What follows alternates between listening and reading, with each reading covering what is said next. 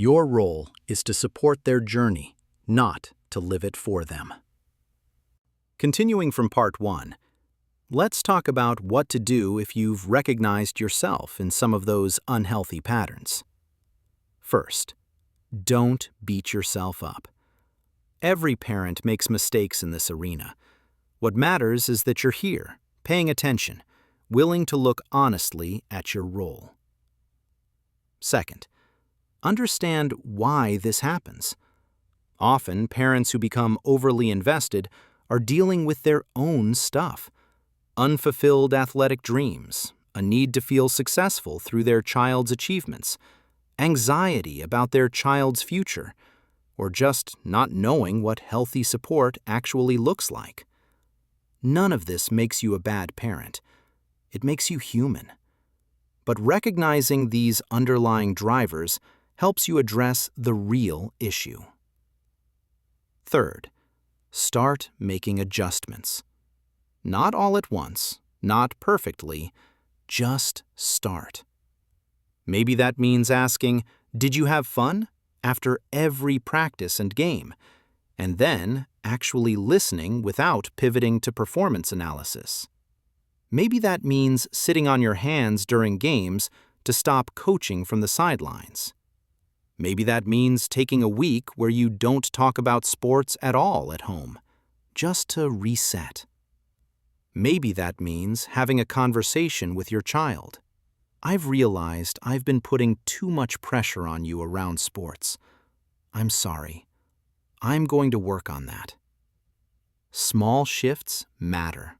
Your child will notice. Now, think back to what we discussed about mistakes being data, video 8 if you're watching out of order. If you're reacting with visible disappointment or frustration to your child's mistakes, you're teaching them that errors are catastrophes rather than learning opportunities. You're inadvertently interfering with their ability to develop a healthy relationship with failure. Let me tell you about a parent I worked with. She was incredibly invested in her daughter's soccer career, constantly analyzing from the sidelines, critiquing the coach's decisions, debriefing every game in detail. She thought she was helping. Then, one day, her daughter broke down crying. "I don't even like soccer anymore. I just do it because you care so much." That was the wake-up call. The mom pulled back dramatically, stopped the post-game analysis, stopped the sideline intensity, started asking about enjoyment instead of performance. And slowly, her daughter rediscovered why she'd fallen in love with soccer in the first place. The irony?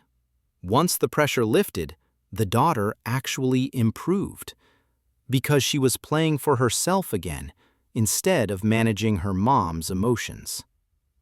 Here's what I want you to understand. Your child's athletic journey is long. You're in the foundation stage right now. What matters most at this stage is that they're building a healthy relationship with challenge, with learning, with effort. If they develop that foundation with your support rather than your pressure, they'll be equipped to handle whatever comes next in their athletic journey and in their life. But if this foundation stage is marked by pressure, by your emotional investment in their outcomes, by the sense that their worth is tied to their performance, you're setting them up for problems down the road. Getting your role right, now, matters more than any game they'll play this season.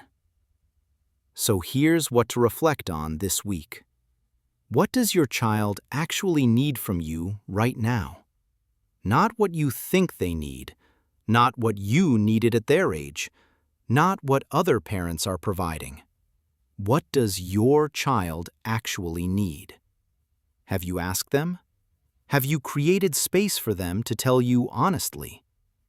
And what's driving your involvement in their sports? Is it truly about supporting them, or is there something else going on for you that you need to address? Note: If you're navigating these questions with a co-parent and finding it difficult, consider using our Parent Alignment tool. If you have multiple kids in sports, the Multi-Child Navigator might help you think through resource allocation and different needs. Both available in the Resources section. Remember, you're not the athlete, you're the supporter. That's not a lesser role, it's just a different one. And when done well, it's incredibly powerful. Your child needs you, but they need you in the right way. Make sure you're giving them what you actually need, not what you need to give.